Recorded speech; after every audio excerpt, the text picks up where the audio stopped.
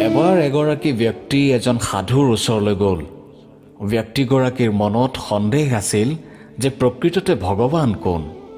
সেয়েহে তেওঁ সাধুজনক সুধিলে, হে বাবা, আপুনি বাৰু কাক ভগৱান হিচাপে মানে? তেতিয়া সাধুৱে ক'লে, কিয় সুধিলে? তেতিয়া ব্যক্তিগৰাকীয়ে ক'লে, হে বাবা, আমিতো বিষ্ণুকো পূজা কৰোঁ, হনুমানকো পূজা কৰোঁ, আমিতো মহাদেৱকো মানো আৰু কৃষ্ণকো পূজা কৰোঁ, আমিতো পাৰ্বতীকো পূজা কৰোঁ আৰু মা লক্ষ্মী সৰস্বতীকো পূজা কৰোঁ আৰু বহুতো দেৱ দেৱীক পূজা কৰোঁ। আনহাতে আন ধৰ্মৰ মানুহেও তেওঁলোকৰ নিজৰ নিজৰ ভগৱানৰ পূজা পাঠ কৰে। তেন্তে প্ৰকৃততে ভগৱাননো কোন? তেতিয়া সাধুজনে ক'লে, মহাশয়, আপুনি অতি সুন্দৰ প্ৰশ্ন এটি কৰিছে, যিটো আজিকালি মানুহে জনা উচিত। বাৰু কওকচোন, আপুনি বাৰু ভগৱানৰ অস্তিত্বৰ কথা মানেনে? তেতিয়া ব্যক্তিগৰাকীয়ে ক'লে, কেতিয়াবা বিশ্বাস কৰোঁ আৰু কেতিয়াবা নকৰোঁ। তেতিয়া সাধুজনে ক'লে, বিশ্বাস? হয়, এই বিশ্বাস অবিশ্বাসেই হৈছে ডাঙৰ বস্তু। বাৰু শুনক, আপুনি কথাখিনি ভালকৈ মন দি শুনিব। আমি সকলোৱে সৰুৰে পৰাই এটা শব্দ শুনি আহিছোঁ, সেয়া হৈছে ভগৱান। আপোনাৰ ঘৰতো হয়তো কোনোবাই কৈছে যে ভগৱান ওপৰত থাকে, মানে আকাশত থাকে। তেওঁ বহুত শক্তিশালী, তেওঁৱে আমাক সৃষ্টি কৰিছে। আৰু আমি যদি কিবা পাপ কৰোঁ তেন্তে ভগৱানে আমাক তাৰ শাস্তিও দিয়ে। তেন্তে এই ভগৱাননো কোন? তেওঁ সেইজন নেকি যি মন্দিৰত থাকে, নে তেওঁ সেইজন যি ওপৰত বা আকাশত থাকে? যদি ভগৱান এজনেই বা এক, তেন্তে তেওঁ ওপৰতো থাকিব আৰু মন্দিৰতো থাকিব, এয়া কেনেকৈ সম্ভৱ? আৰু মন্দিৰততো বহুত মূৰ্তি থাকে, তেন্তে এই সকলোবোৰ ভগৱান নেকি? আৰু যদি মন্দিৰত ভগৱান আছে, তেন্তে আমি দেৱী দেৱতা বুলি কিয় কওঁ? অৰ্থাৎ মন্দিৰত থকা এই মূৰ্তিবিলাকক ভগৱান বুলিও কোৱা হয় আৰু দেৱী দেৱতা বুলিও কোৱা হয়।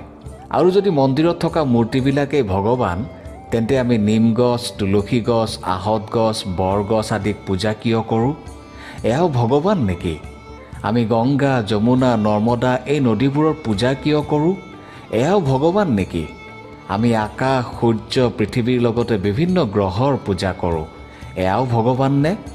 যদি এই সকলো ভগৱান হয়, তেন্তে এই সকলোবোৰতো আমাৰ সন্মুখতে আছে। তেন্তে আমাৰ ঘৰৰ মানুহে আমাক কিয় কৈছে যে ভগৱান ওপৰত থাকে?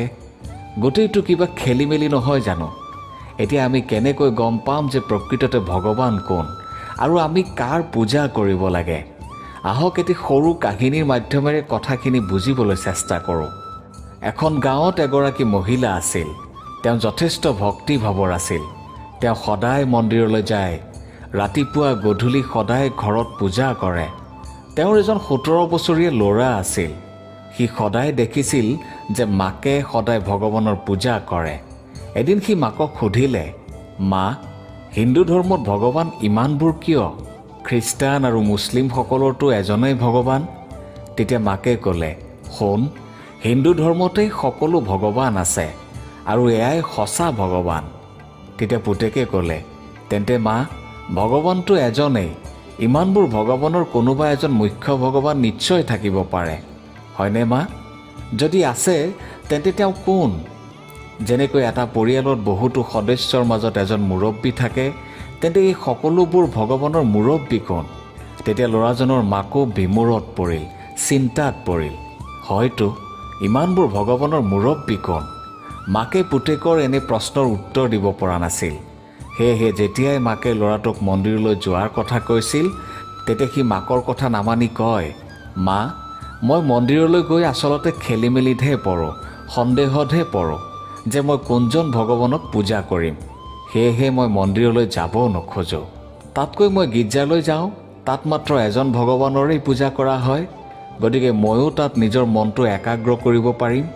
পুতেকৰ এনে কথা শুনি মহিলাগৰাকী উদাস হৈ পৰিল আৰু ভাবিবলৈ ধৰিলে যে তেওঁৰ পুতেক নাস্তিক হৈ গৈ আছে। কিন্তু আজি যদি আপুনি আপোনাৰ ওচৰে পাজৰে চায়, তেন্তে এই সমস্যাটো প্ৰত্যেকগৰাকী মাতৃৰ লগতে হৈ আছে। কাৰণ আজিকালিৰ যুৱক যুৱতী আধ্যাত্মিকতাৰ পৰা বহুত দূৰলৈ গুচি গৈছে। এইকাৰণে আজিকালি বহুত মানুহে কয় যে বাদ দিয়া এইবোৰ ভগৱান চগৱান, জীৱন এবাৰেই পোৱা যায়, গতিকে ফূৰ্তি পানী খাই ফূৰ্তি কৰা, আনন্দ কৰা, মজ মস্তি কৰা আৰু এনেকৈ এটা নিয়ম হৈ গৈ আছে। ইয়াৰ বাবে দায়ী কোন জানেনে? ইয়াৰ বাবে দায়ী ক'ৰবাত নহয় ক'ৰবাত আমাৰ পিতৃ-মাতৃ, আমাৰ সমাজ, যিয়ে কেতিয়াও স্পষ্টকৈ ক'ব পৰা নাই যে আচলতে ঈশ্বৰৰ বাস্তৱিক স্বৰূপ কি। কাৰণ আমি বা অভিভাৱক বা সমাজেও নাজানে যে আচলতে ভগৱান বোলা বস্তুটো কি, ভগৱাননো কোন। এজন ব্ৰাহ্মণ আছিল। এদিন ব্ৰাহ্মণৰ পুতেক বেমাৰত পৰিল। ব্ৰাহ্মণে পুতেকক ডাক্তৰৰ ওচৰলৈ লৈ গ'ল।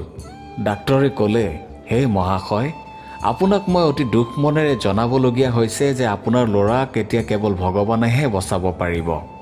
আমাৰ ওচৰত আপোনাৰ ল'ৰাৰ বেমাৰৰ বাবে কোনো চিকিৎসা নাই। ব্ৰাহ্মণ শ্ৰীকৃষ্ণৰ ভক্ত আছিল। ঘৰলৈ আহি তেওঁ শ্ৰীকৃষ্ণৰ পূজা আৰম্ভ কৰিলে। 2 দিনলৈ শ্ৰীকৃষ্ণৰ পূজা পাঠ কৰি থাকিল। 2 দিনৰ পিছত ওচৰৰে এজনে আহি ক'লে, আৰে মহাশয়, আপুনি কেতিয়াৰ পৰা শ্ৰীকৃষ্ণৰ পূজা আৰম্ভ কৰিছে? তেতিয়া ব্ৰাহ্মণে ক'লে, মোৰ ল'ৰাটোৰ বেমাৰ, সেয়েহে। তেতিয়া ওচৰৰ মানুহজনে ক'লে, এনেকুৱা সময়ত শ্ৰীকৃষ্ণৰ পূজা কৰেনে? তেতিয়া ব্ৰাহ্মণজনে ক'লে, তেন্তে কাৰ পূজা কৰিব লাগে? তেতিয়া ওচৰৰ ব্যক্তিজনে ক'লে, এনেকুৱা সময়ত মা ভৱানীৰ পূজা কৰিব লাগে, মাক প্ৰাৰ্থনা কৰিব লাগে, কাৰণ মাৰ হৃদয় কৰোণাৰে ভৰা। সেয়েহে আপুনি মা ভৱানীৰ পূজা পাঠ কৰক। চাব, আপোনাৰ ল'ৰা 2 দিনৰ ভিতৰতে সুস্থ হৈ উঠিব। ব্যক্তিজনৰ কথা শুনি ব্ৰাহ্মণজনে ভাবিলে যে হয়, কথাটো তেওঁ ঠিকেই কৈছে। এইবাৰ ব্ৰাহ্মণজনে মাৰ পূজা পাঠ কৰিবলৈ আৰম্ভ কৰিলে। হে মা, মোৰ ল'ৰাটোক বচোৱা। এনেকৈ ব্ৰাহ্মণজনে 2 দিনলৈ মাৰ ভক্তি কৰি থাকিল। এদিন ওচৰৰে আন এজন ব্যক্তি আহি ব্ৰাহ্মণক ক'লে, আৰে আপুনি মাৰ পূজা কৰিছে?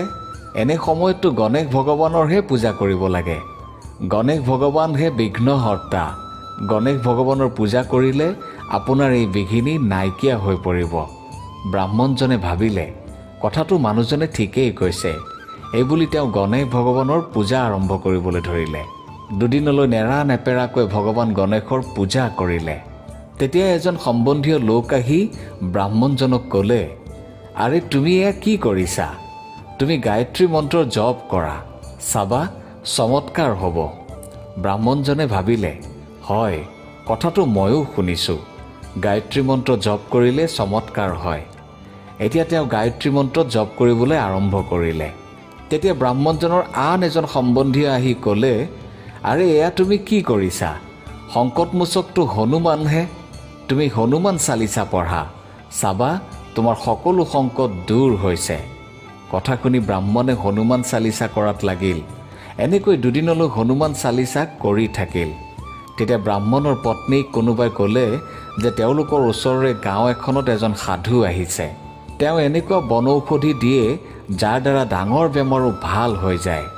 ব্ৰাহ্মণ আৰু পত্নীয়ে ল'ৰাটোক লৈ সাধুজনৰ ওচৰলৈ গ'ল। সাধুৱে বনৌষধি দিলে। ব্ৰাহ্মণে ল'ৰাটোক ঘৰলৈ লৈ আহি সাধুৱে দিয়া বনৌষধি খোৱালে। 2 দিনৰ পিছত ব্ৰাহ্মণৰ ল'ৰাটো ঢুকাই থাকিল। ব্ৰাহ্মণজনে ইমানবোৰ ভগৱানক স্মৰণ কৰিলে, পূজা পাঠ কৰিলে, মন্ত্ৰ জপ কৰিলে, সাধুৰ ওচৰলৈ গ'ল, কিন্তু কোনেও তেওঁৰ ল'ৰাটোক নবচালে। ইয়াৰ কাৰণ কি? কিজানি তেওঁৰ বিশ্বাসেই নাছিল। যিয়ে যি কৈছে তেওঁ সকলো কৰিলে। তেন্তে আপুনি এয়া বিশ্বাস বুলি ক'বনে? যদি বিশ্বাসেই এনেকুৱা হয় যাৰ কোনো আধাৰেই নাই, তেন্তে এনে বিশ্বাসেৰে কি পাব? সেয়েহে আজিও ভগৱানক প্ৰাৰ্থনা কৰাৰ পিছতো মনত এনে এটা ভাৱ আহে যে মইতো ভগৱানক কথাটো ক'লোঁ, কিন্তু নাজানো ভগৱানে মোৰ প্ৰাৰ্থনা শুনিছে নে নাই। ইয়াকতো বিশ্বাস বুলি নিশ্চয় ক'ব নোৱাৰি।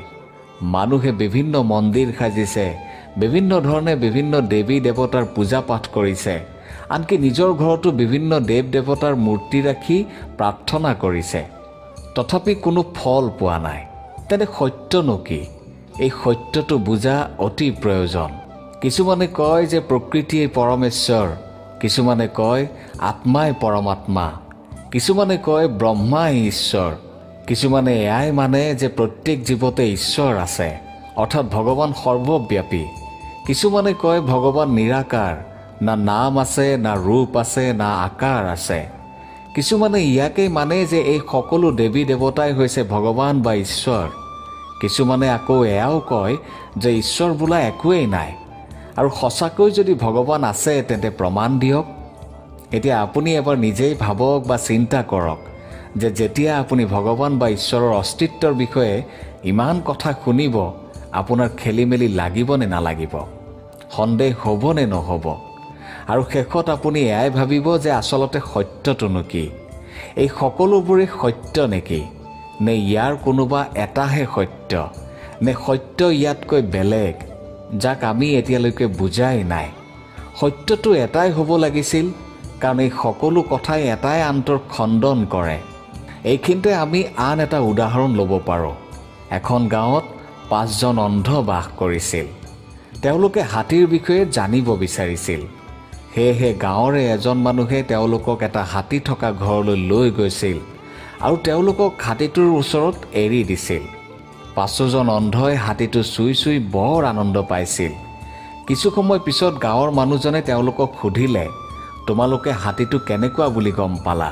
তেতিয়া অন্ধকেইজনৰ এজনে ক'লে, হাতী এটা প্ৰকাণ্ড খুঁটাৰ নিচিনা। তেতিয়া দ্বিতীয়জনে ক'লে, নাই নাই, খুঁটাৰ নিচিনা নহয়, এখন প্ৰকাণ্ড দেৱালৰ নিচিনা। তৃতীয়জনে ক'লে, নাই, হ'বই নোৱাৰে, হাতী ইমান প্ৰকাণ্ড হ'বই নোৱাৰে, হাতীটো এডাল ৰছীৰ নিচিনা। তেতিয়া চতুৰ্থজনে ক'লে, বন্ধু তুমি ভুলকৈ কৈছা, হাতী এডাল প্ৰকাণ্ড সাপৰ নিচিনা। তেতিয়া পঞ্চমজনে ক'লে, বন্ধু তোমালোক আটাই ভুলকৈ কৈছা, হাতী এখন ডাঙৰ বিচনীৰ নিচিনা। তেতিয়া গাঁৱৰ মানুহজনে ক'লে, ঠিক আছে, ব'লা এতিয়া তোমালোকে হাতীৰ বিষয়ে যি গম পালা সেয়া তোমালোকৰ মুখীয়াক জনাবা। তেওঁলোকৰ মুখীয়াজনো অন্ধ আছিল। আটাইকেইজন অন্ধই তেওঁলোকৰ মুখীয়াক হাতীটোৰ বিষয়ে গম পোৱা কথাখিনি ক'লে। তেতিয়া মুখীয়াই তেওঁলোকৰ কথা বিশ্বাস কৰি মনতে ভাবিলে যে হাতী এটা নিজৰ ৰূপ সলাব পৰা প্ৰাণী।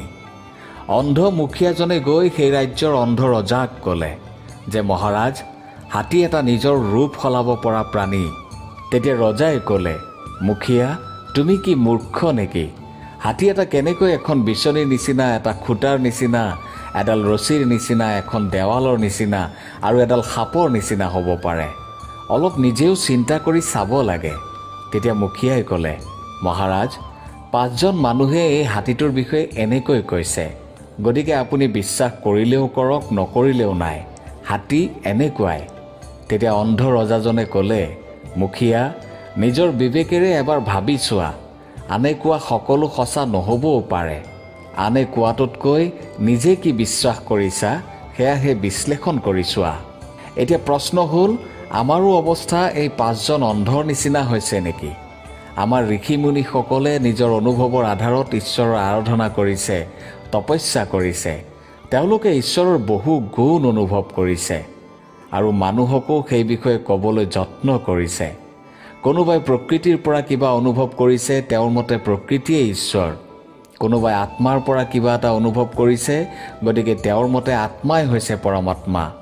কোনোবাই সকলো জীৱতে ঈশ্বৰৰ অনুভূতি কৰিছে, সেয়েহে তেওঁৰ মতে সকলো জীৱতে ঈশ্বৰ বাস কৰে। কোনোবাই নিৰাকাৰ হিচাপে অনুভৱ কৰিছে, গতিকে ঈশ্বৰ নিৰাকাৰ। কোনোবাই আকাৰত বা দেৱী দেৱতাৰ পৰা কিবা এটা অনুভৱ কৰিছে, গতিকে তেওঁৰ মতে এই দেৱী দেৱতাই হৈছে ঈশ্বৰ। তেন্তে সত্যনো কি? আমিতো সকলোৱেই নেত্ৰহীন। শ্ৰীমদ ভগৱদ গীতাত ভগৱান কৃষ্ণইও তাকেই কৈছে যে হে অৰ্জুন, তুমি এই সূক্ষ্ম চকুৰে মোক নেদেখা, মোক কেৱল জ্ঞানৰ চকুৰেহে দেখিব আৰু বুজিব পাৰি। অৰ্থাৎ ঈশ্বৰ চাবলগীয়া বস্তু নহয়, তেওঁক বুজা আৰু অনুভৱ কৰাৰহে প্ৰয়োজন। আৰু যি সূক্ষ্ম হয় তাক অনুভৱ কৰা অলপ কঠিন হৈ পৰে।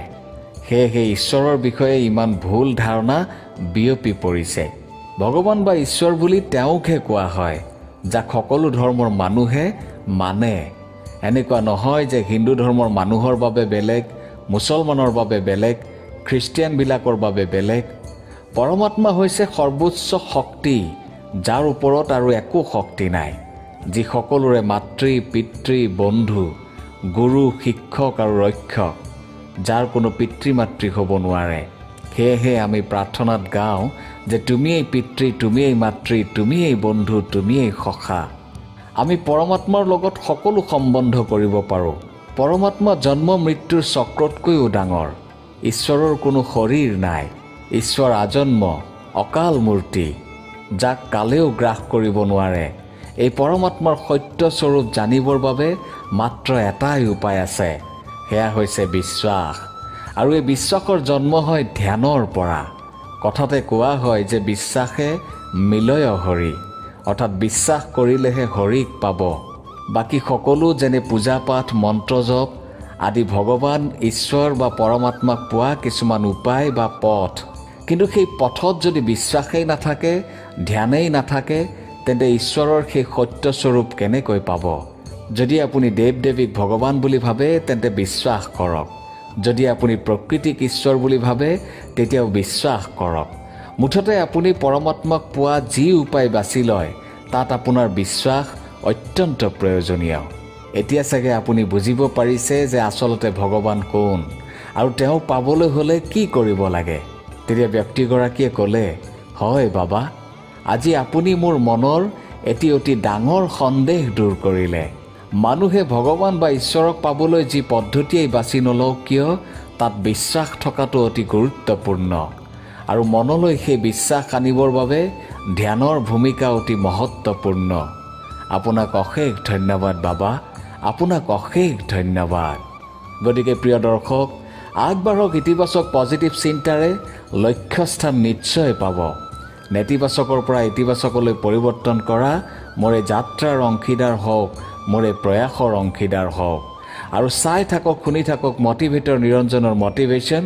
আৰু সদায় সুস্থ থাকক, সুস্থ চিন্তা কৰক, সুস্থ খাওক, নিজৰ লগতে আনৰ লগতে নিজৰ দেশখনকো বচাওক। ধন্যবাদ।